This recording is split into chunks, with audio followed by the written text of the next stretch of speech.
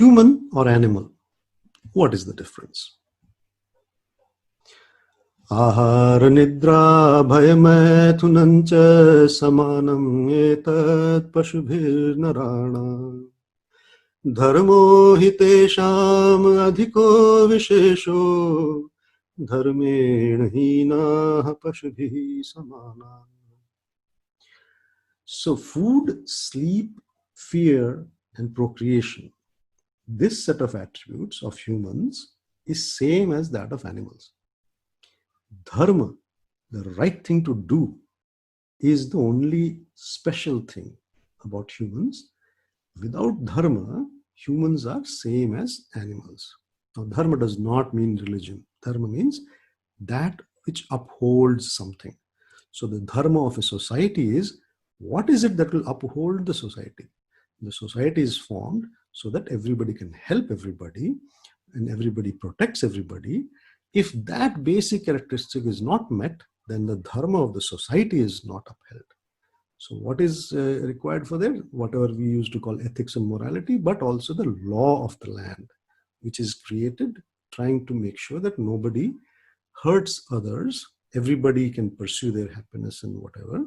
So dharma here would mean the law, or what is right, what is wrong. This ability to figure out what is right, what is wrong at a given time and space. Now in the first session, in the preface of the book Hitopadeshaḥ, we had the King Sudarshan, who goes out on a stroll in the morning by the river, and he heard two shlokas that set him thinking about his foolish, young, wealthy, and powerful sons, the princes. Then he thinks about this current shlok, also attributed to Chanakya. In Chanakya Niti, he uses jnanam instead of dharma, but it's the same thing, the jnana of dharma. Now, biology teaches us, and Darwin postulated, and the wisdom of Indian land has always held, what? All living beings are of the common stock, made from similar life units. Cells that have evolved in different ways, changed, mutated, whatever. Be it the amoeba, or a sparrow, a bull, or a man.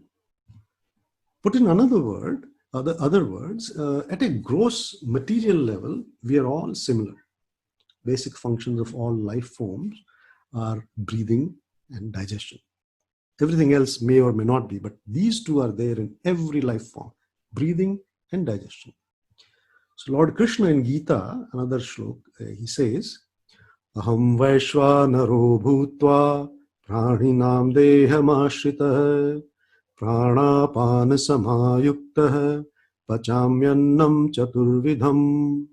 And he says that armed with breath and digestion, residing in the bodies of all life forms, praninam dehamashritaha, I digest 4 types of foods.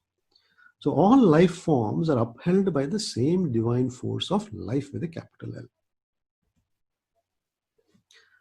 Now the reincarnation theory would say that since life principle is the same in all living forms, a soul can and does travel in various physical forms, different bodies, different species altogether. And human body is the epitome of the life perfection. But how? Why it is so? We cannot run faster. We cannot smell better. We cannot even bite harder. We can't swim deeper. Or we can't even hear better than animals, right? Nothing. Left alone in the forest, we won't survive for long. Or would we?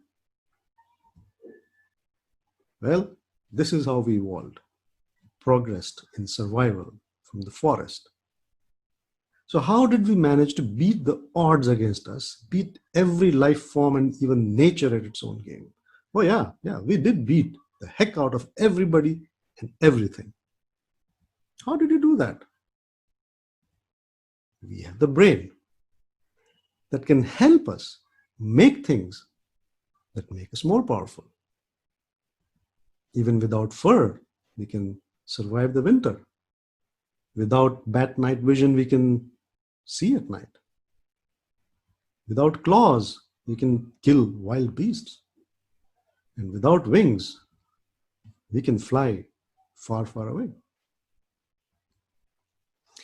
We, on the other hand, may endure heavy pains for the greater good, like Guru Govind Singh or Rana Pratap, Sage Dadhichi, who gave their lives fighting for the greater good of their time. Why do we do that? For the dharma, for upholding the dharma, for what is right. We will die for what is right. Or we can also give heavy pains for the greater evil, right? History has also some very great villains. Now that makes us special. We can do great goods, we can do great evils. That makes us special. More than the animals, working at more than the material or body level. More than at the Mooladhara chakra. Forget about Kundalini awakening. Some people haven't even moved above the Mooladhara chakra. They are still living at the animal level, selfish, just surviving, short-sighted thinking and actions.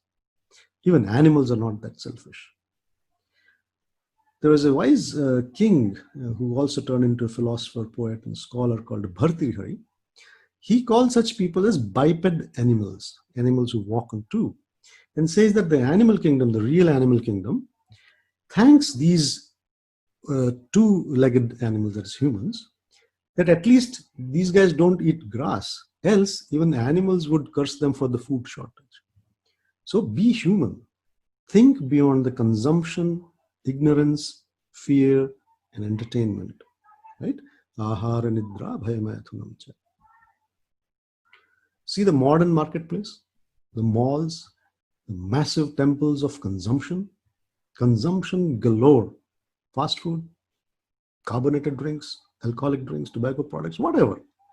Advertisements everywhere telling you to buy something or the other. Creating a product and then a need for it is the basic principle of today's market. Life today revolves around entertainment. How often do we hear, I'm bored? Everyone wants to be entertained. I say only boring people get bored. Think about it. If you're a creative person, you don't get bored. Never ever a creative person says, I'm bored. We have started to forget being creative. We just want to sit back and consume. That is total tamas, total inertia, pulling and keeping us down. How many channels are there on a cable TV? I mean, now there might be even more, right? Everything has to be entertainment. Even Hanuman has to be a comic character to appeal to children. People want to be entertained, not enlightened. Not even slightly enlightened, Okay, 90% fun and 10% enlightenment. Nope, I don't want anything. If there's no entertainment, I'm not going there. And what to talk of the sexual tension in our lives? Everything revolves around that weakness.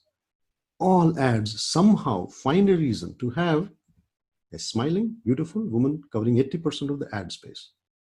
Be it an ad for a water purifier, as is this case, pen, car, rice, alcohol, diapers, vacation spots, airlines, life insurance, anything has to have a pretty woman to sell that. Market is out of control, gives you no help in deciding what is the greater good. It only cares for the lesser self-gratification. And I'm not talking about essentials, Obviously, essentials is fine. The needs are important, but a lot of wants are also becoming needs. That's how the marketing works. So, be human. Think beyond the consumption, ignorance, fear, and entertainment. We started out weak and slow as a race, but now we are strong and fast. We can destroy things. Oh boy, we can destroy them fast. Be it our waistlines or the world's resources or the fragile ecosystem of the oceans or the rainforest.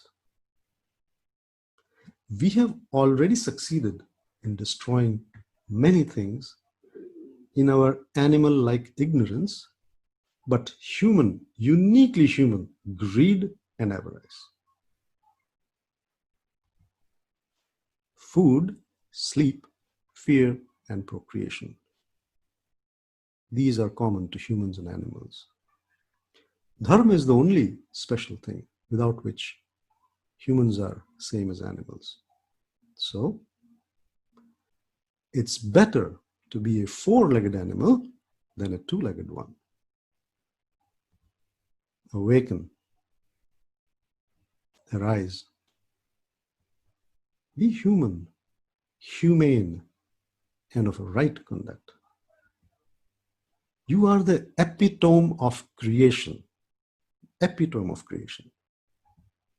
Behave like one.